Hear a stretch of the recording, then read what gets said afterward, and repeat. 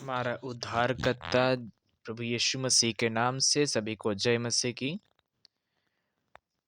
हम परमेश्वर को एक बार फिर से धन्यवाद देना चाहेंगे कि परमेश्वर ने हमें एक और नया दिन देखने का एक मौका दिया है और एक बार फिर से आप लोग के सम्मुख मुझे मौका दिया है कि परमेश्वर के वचन से कुछ बातें को हम सुने।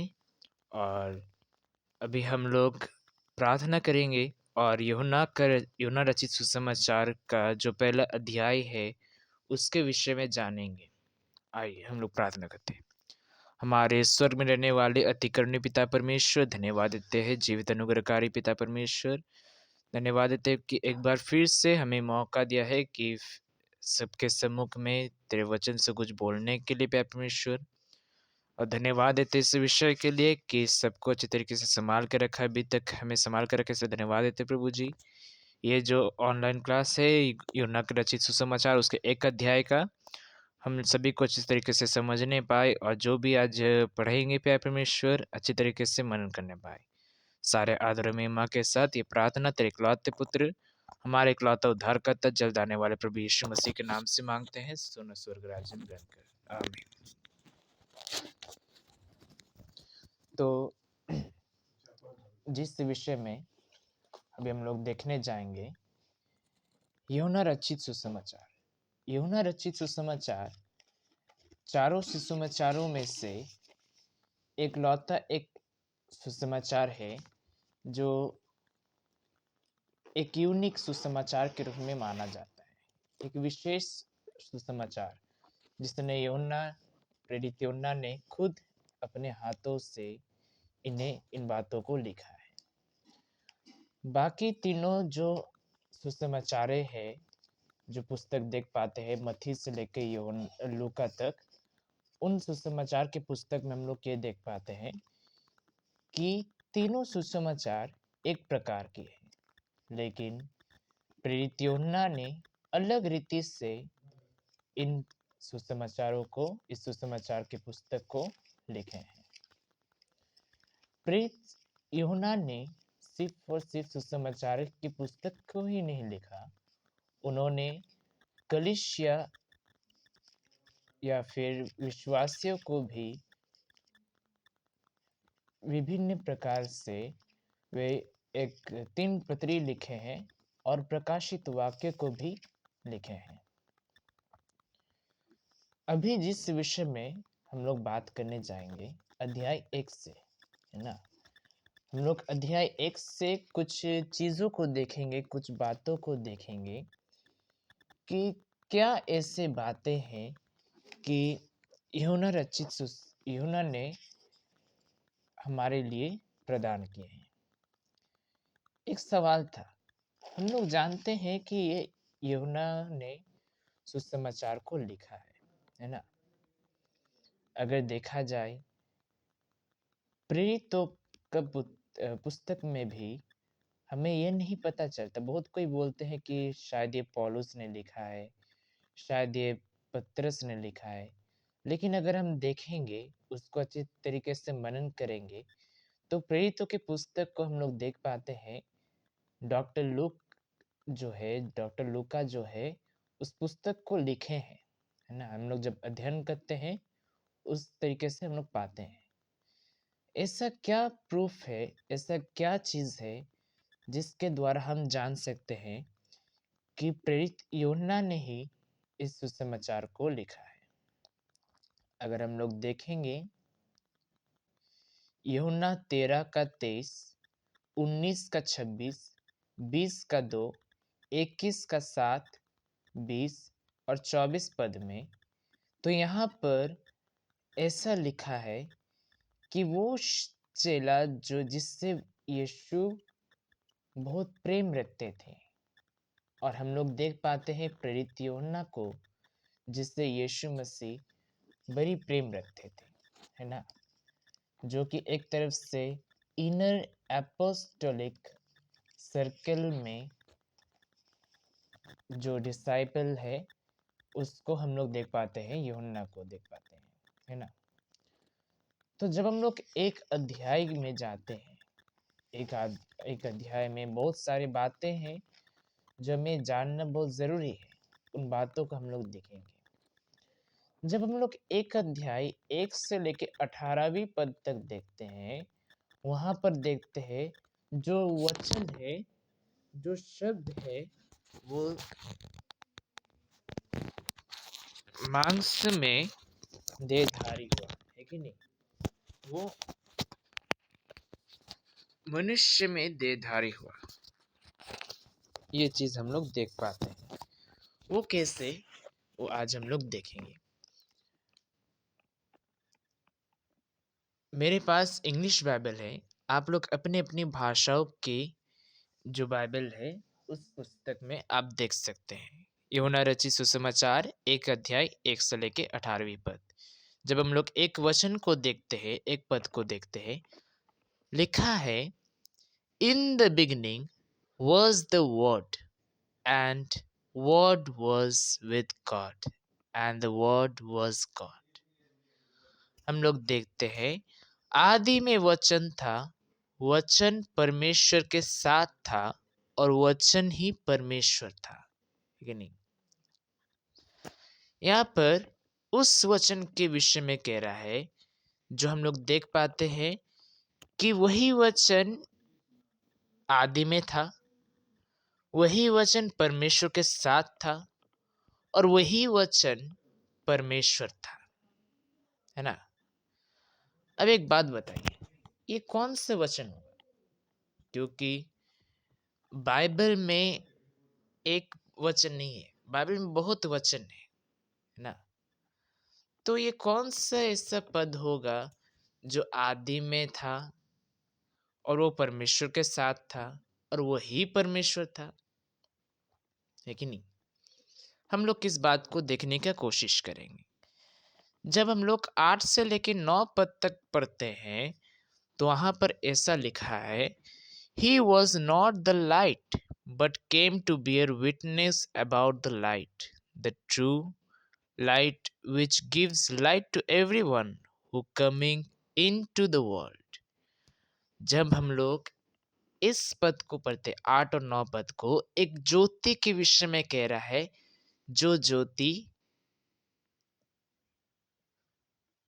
सिर्फ और सिर्फ अकेला ही नहीं चमकता था, जो सिर्फ एक जगह में नहीं रहा, बल्कि सबको ज्योति प्रदान किया।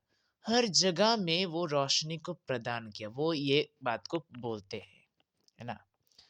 अब ये एक बात बताइए, हम लोग जब एक पद में देखें, वहाँ पर वचन कह रहा है ना?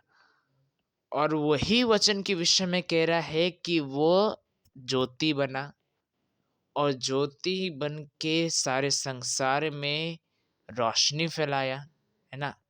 8वें 9वीं पद में हम लोग उसको ज्योति के रूप में देख पाते हैं। अब 14वीं पद को देखिए, वहाँ पर क्या कहता है? And the word became flesh. क्या कह रहा है? वचन मनुष्य पर देहधारी हुआ। वचन देहधारी हुआ। And the word became flesh and dwelt among us, and we have seen his glory, glory as of the only Son from the Father, full of grace and truth. है ना? 14वीं पद में ऐसा कह रहा है। लेकिन जब हम लोग और इसको आगे देखेंगे, आगे इस पद को जानेंगे, तो हम लोग इस बात को समझ नहीं पाएंगे, है कि नहीं? तो आगे जब हम लोग इस पद को पढ़ते हैं, तो यहाँ पर ऐसा कह रहा है कि आदि में वचन था, है ना? आदि में वचन था, वचन परमेश्वर बना, है ना? और उसके बाद वचन ज्योति भी बना, और ये वचन ज्योति बना। ज्योति बनने के बाद ये देहधारी हुआ, है ना? जो हमारे बीच में रहते हैं, और एक बात को इस बात से हमें परिचय दे रहा है, of the only sun from the father, है ना। परमेश्वर पिता परमेश्वर का एकलौता पुत्र, है ना। हम सभी को पता है कि परमेश्वर का एकलौता पुत्र कौन है? प्रभु यीशु मसीह।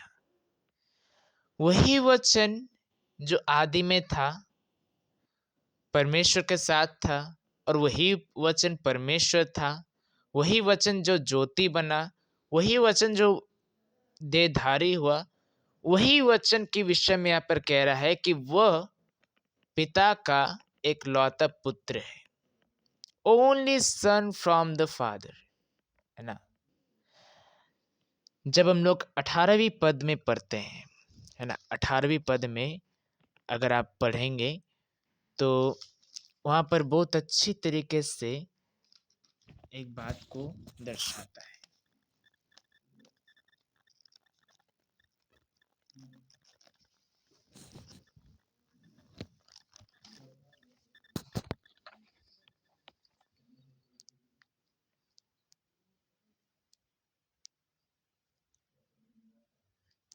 वहां पर लिखा है, no one has ever seen God, the only God who is at the father's side, he has made him known. अर्थात जो कोई भी परमेश्वर को नहीं देखा, किसी ने भी परमेश्वर को नहीं देखा, लेकिन पुत्र ने, जो कि पुत्र को देखा अर्थात परमेश्वर को देखा। पुत्र ही सिर्फ परमेश्वर को देखा है कि नहीं?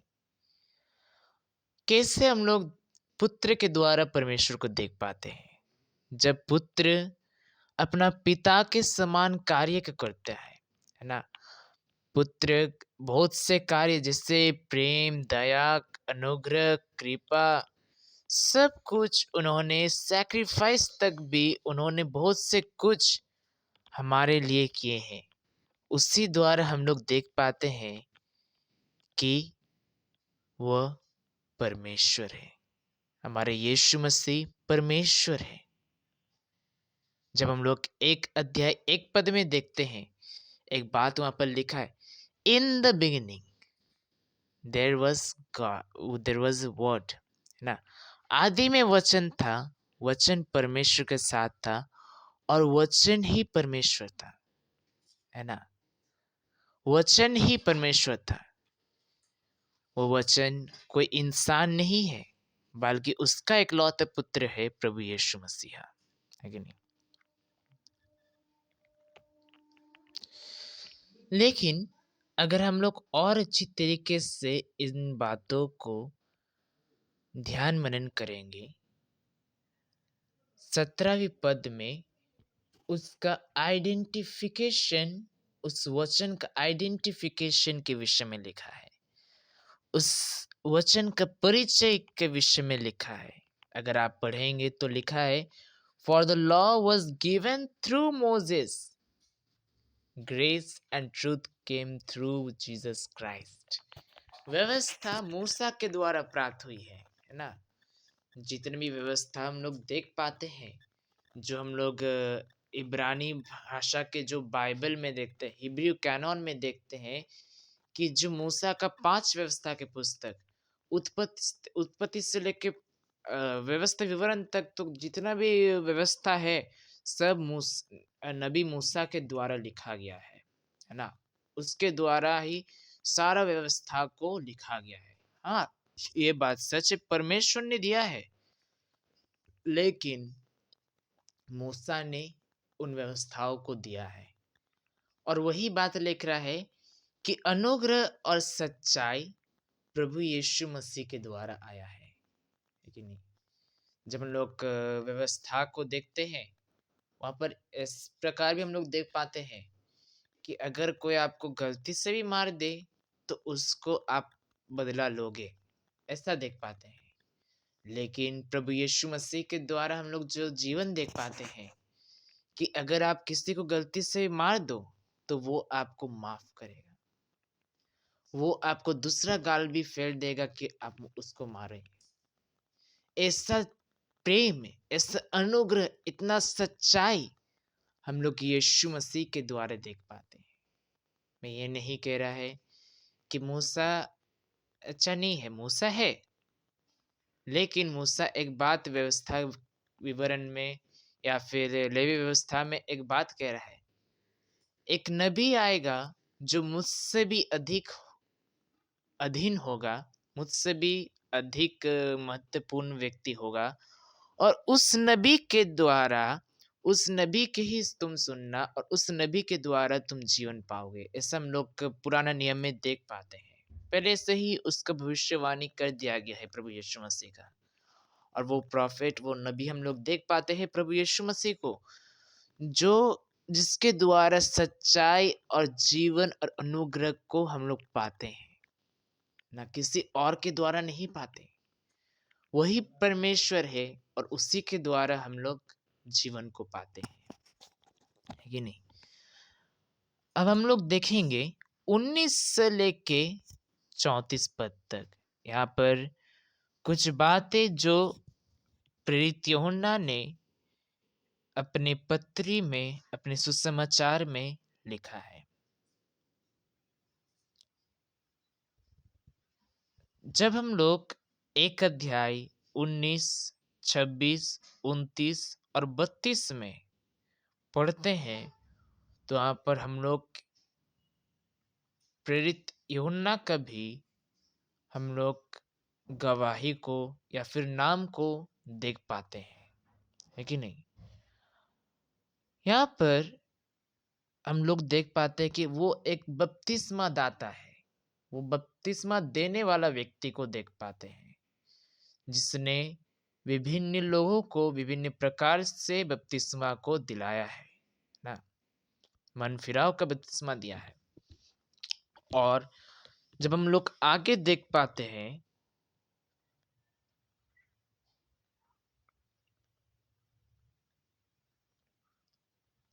और ये भी देख पाते हैं उसको पुराने नियम में भविष्यवाणी भी किया गया है और उसको परमेश्वर द्वारा नियुक्त किया गया एक व्यक्ति को देखा जाता है, जिसके द्वारा बपतिस्मा को दिया जाता है। जल की बपतिस्मा उसको देने का अधिकार दिया गया है ना, परमेश्वर द्वारा उसको अपॉइंटेड किया गया है।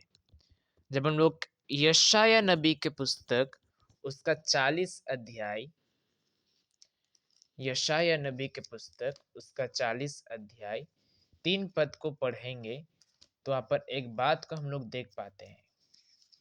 सबको निकालिए यशाया नबी की पुस्तक उसका 40 अध्याय और उसका 3 पद को।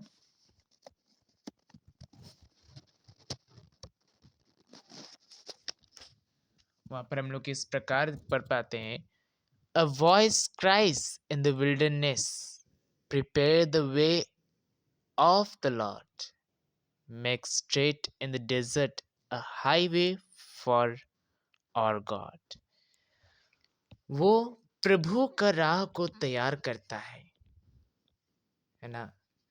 हम लोग जो नया नियम में जो मिशनरी यात्रा को देख पाते हैं, पहला मिशनरी यात्रा को, जिसने प्रभु का राह को तैयार करते हैं, वो हम लोग प्रेरित यूहन्ना को देख पाते हैं, जो यूहन्ना बपतिस्मा दाता को देख पाते हैं, जिसके द्वारा सब कोई परमेश्वर के वचन पर मन फिराते हैं और परमेश्वर के वचन पर चलते हैं, है कि नहीं? और सब कोई उद्धार पाने के बाद बपतिस्मा ग्रहण करते हैं। एक विषय है, अब ये उद्धार क्या चीज है ना? ऐसा क्या कोई चीज है जिसके द्वारा हम लोग स्वर्ग जा सकते हैं, या फिर ऐसा कोई बातें हैं जिसके द्वारा हम लोग ये समझ पाते हैं कि हाँ, मेरा जीवन धर्मी है या मैं पापी हूँ, या मेरे जीवन में बहुत बोझ है, मुझे रहना नहीं चाहिए, मुझे एक ऐसा चीज़ चाहिए जिसके द्वारा मैं मेरा जो ये बोझ है वो हल्का होने पाए। क्या ऐसा कोई चीज़ है क्या? हाँ, है। क्या है? वो हम लोग कल देखेंगे। कल हम लोग गॉस्पेल सुनेंगे, है ना? कुछ सुसमाचारों को सुनेंगे, कैसे परमेश्वर हमारे लिए एक ऐसा कुछ भेजते हैं, ऐसा कुछ करते हैं, जिससे हमारा ये जो बोझ है, वो चला जाए, है ना? जिससे हम लोग कन्फर्म हो सके कि हम लोग स्वर्ग राज्य में जा सके, जिससे हम लोग उद्धार पा सके। उस गॉस्पेल के विषय में हम लोग कल देखेंगे, है ना? हम लोग आगे की ओर जाएँगे। जब हम लोग देखते हैं कि 1 अध्याय 29 पद में, वहाँ पर हम लोग योना को एक प्रोक्लेमेशन, है ना? एक स्वीकार को देख पाते हैं कि प्रभु यीशु मसीह को वो परमेश्वर के मेमना के रूप में वो स्वीकार करता है कि नहीं? यूहन्ना को हम लोग देख पाते हैं कि वो परमेश्वर का मेमना के रूप में उसको स्वीकार करते हैं 1 अध्याय 29 पद में। और वही चीज़ जब हम लोग पुराने नियम का कुछ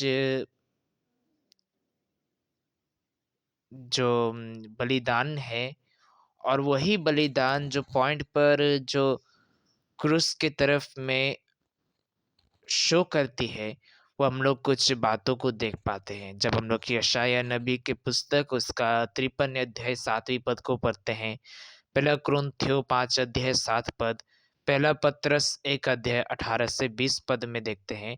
वहाँ पर हम लोग इस प्रकार देखते हैं कि कैसे प्रभु यीशु मसीह जो परमेश्वर का मेमना कहलाता है, कैसे उसका बलिदान के द्वारा मनुष्य का उद्धार हुई है, उस विषय में हम लोग देख पाते हैं, है कि नहीं?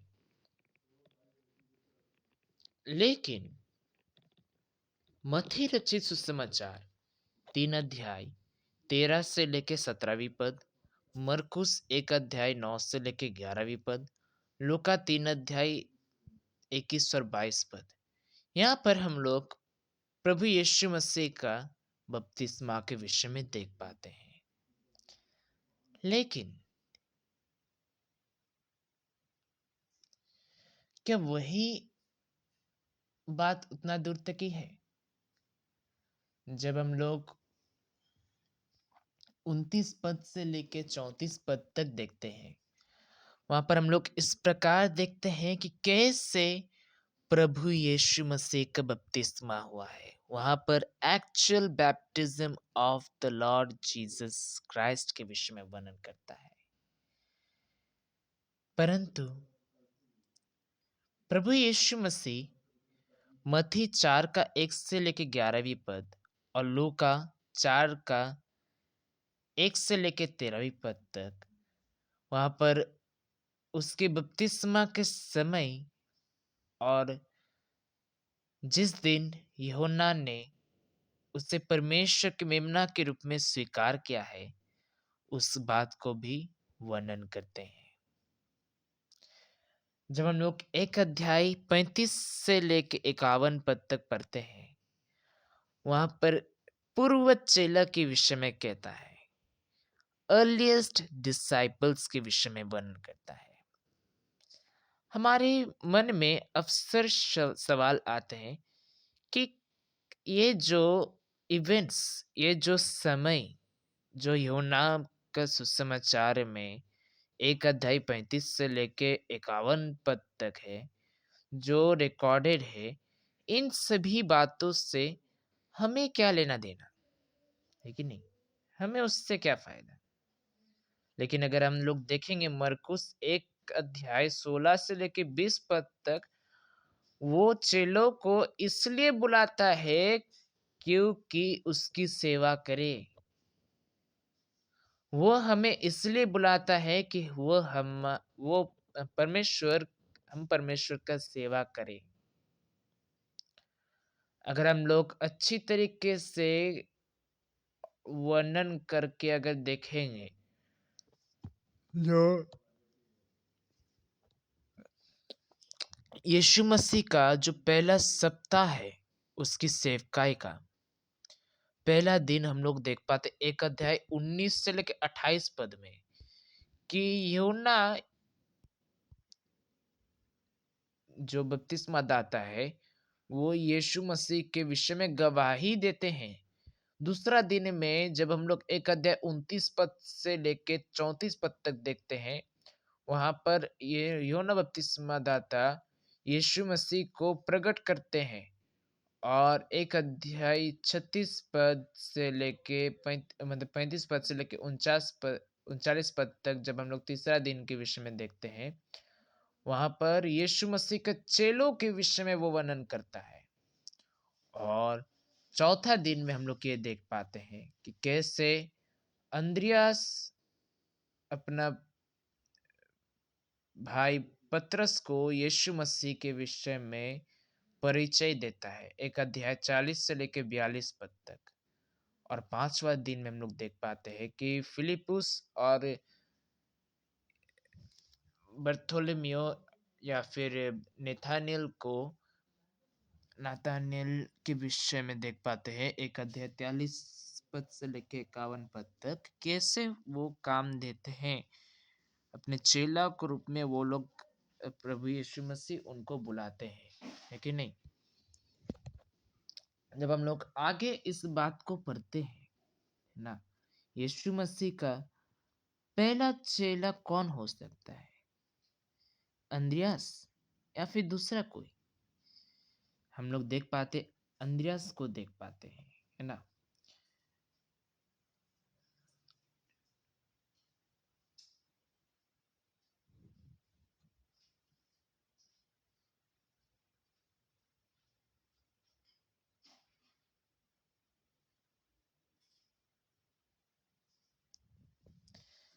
बहुत से विषय में हम लोग चेलाओं के विषय में देखते हैं, प्रेरितों के विषय में देख पाते हैं। ये जो चेले लोग हैं, ये लोग पूर्व समय से आदि से मतलब प्रभु यीशु मसीह के सेवकाई से ये चेले लोग आए हैं। जैसे यीशु मसीह के पास जितने भी चेले हैं, वो विभिन्न प्रकार से अन्य अन्य प्रकार से अद्भुत तरीके से यीशु मसीह के पास बुलाए गए हैं, है कि नहीं। और जैसे हम लोग देख पाते हैं अंद्रियस जो पतरस को बुलाते हैं, फिलिपुस जो नातानियल को बुलाता है। जैसे आपको और मुझको भी किसी ने बुलाया है, किसी के द्वारा हम आज प्रभु यीशु मसीह को के पास आए हैं, किसी के द्वारा प्रभु यीशु मसीह हमें बुलाते हैं। ठीक वैसे ही आज मैं जब इस सभा को जब हम लोग समाप्त करने जाएंगे, तो मैं आपके बीच में एक सवाल को रख के जाता हूं कि आपने किसको प्रभु यीशु मसीह के पास लेकर आया है। आपको और मुझको प्रभु यीशु मसीह के पास दूसरे व्यक्ति ने तो बुलाया है, लेके आए हैं, लेकिन आज आपने किसको प्रभु यीशु मसीह के पास बुलाए हैं। इस वचन के द्वारा परमेश्वर के नाम की महिमा हो। आइए हम लोग प्रार्थना करके इस सभा को समाप्त करेंगे। स्वर्ग में रहने वाले अति करुणामय जीवित अनुग्रहकारी पिता परमेश्वर, धन्यवाद देते प्रभु जी आज के इस दिन के लिए। अभी तक हमें संभाल के रखा है, इसलिए धन्यवाद देते प्रभु जी।